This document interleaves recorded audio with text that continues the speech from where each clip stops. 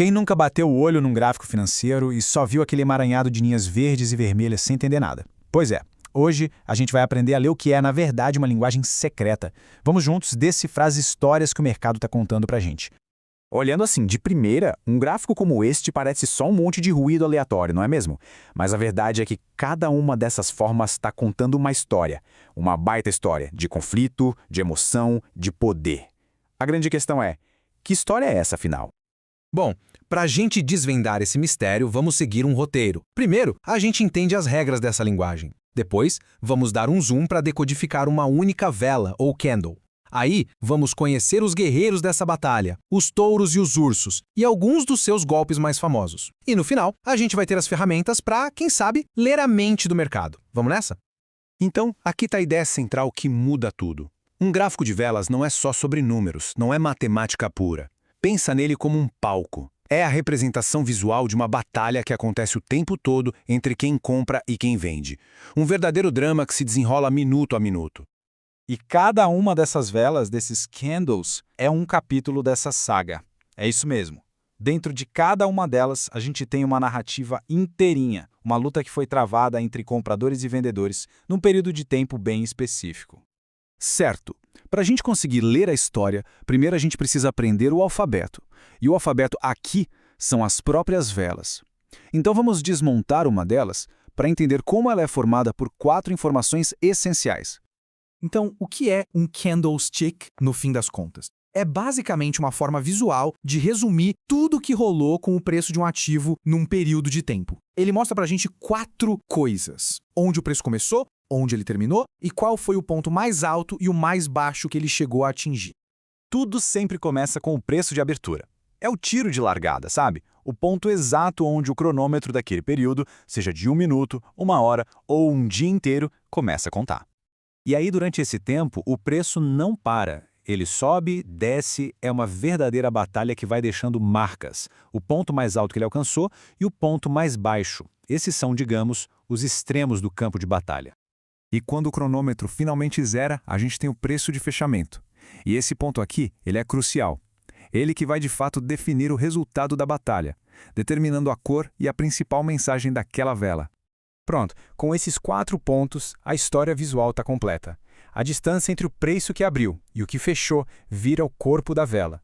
Já aquelas linhas fininhas que mostram a máxima e a mínima são os pavios. Pensa assim, o corpo mostra a batalha principal e os pavios mostram as pequenas disputas nas fronteiras. Agora que a gente já entende a anatomia de uma vela, vamos conhecer os protagonistas dessa história toda. De um lado, temos os touros e do outro, os ursos. O conflito é super simples, na verdade. Ele é movido por 2 forças opostas. Os touros, que são os compradores, usam a força deles para empurrar os preços para cima. Eles estão otimistas. Já os ursos, os vendedores, atacam de cima para baixo, tentando derrubar os preços, num movimento de pessimismo. Cada vela que a gente vê no gráfico é o registro de um round dessa luta. E como é que a gente sabe quem venceu cada batalha? É só olhar a cor do corpo. Se a vela é verde, significa que o preço fechou mais alto do que abriu. Vitória clara para os touros. Se for vermelha, o preço fechou mais baixo. Vitória dos ursos. Simples assim. Ok, agora que a gente já conhece a estrutura da batalha e quem são os lutadores, vamos dar uma olhada em alguns dos seus movimentos clássicos. Existem certos formatos de velas que aparecem o tempo todo, quase como se fossem personagens recorrentes numa série, e cada um deles tem uma personalidade e um recado para dar. Nosso primeiro personagem é a personificação da força total, da decisão absoluta. O nome dele é Marubozu. A vela Marubozu é fácil de reconhecer. Ela tem um corpo bem longo e quase não tem pavio nem em cima nem embaixo. O que isso quer dizer? Controle absoluto. Se a vela for verde, os touros dominaram do primeiro ao último segundo. Se for vermelha, os ursos que mandaram no pedaço. Não teve disputa. Foi um atropelo. O próximo personagem conta uma história bem diferente. A história de um ataque que deu errado e de uma reviravolta dramática. Conheçam o martelo. O martelo conta uma história de virada de jogo que é fascinante.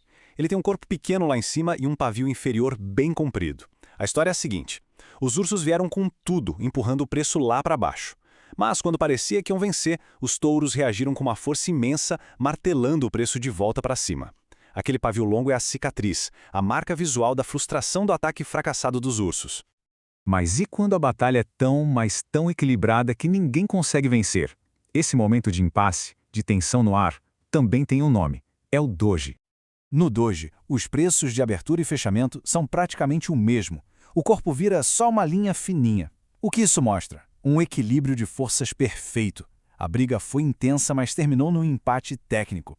Nenhum dos lados conseguiu a vitória, o que sinaliza um momento de máxima indecisão e, muitas vezes, pode indicar um ponto de virada bem perto de acontecer.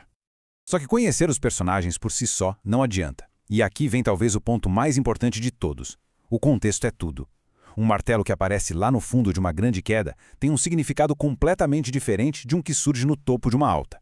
Pensa que uma única vela é como uma letra. O gráfico em volta dela que forma a frase inteira. Porque no final das contas, não é uma única vela que conta a história, mas sim o conjunto delas. O verdadeiro poder está em ler os capítulos juntos, para finalmente conseguir entender a narrativa completa que o mercado está escrevendo. E o que tudo isso significa? Significa que ao aprender a ler esses gráficos, a gente está fazendo muito mais do que só analisar preços. Na verdade, a gente está lendo a mente do mercado. A gente está vendo um mapa da psicologia humana coletiva em tempo real. O medo, a ganância, a dúvida e a euforia de milhões de pessoas, tudo isso condensado naquelas pequenas velas. Agora que os fundamentos dessa linguagem foram revelados, fica a pergunta: que novas histórias de medo e ganância vão se tornar visíveis nos gráficos a partir de agora? A narrativa sempre esteve lá, o tempo todo, apenas esperando para ser lida.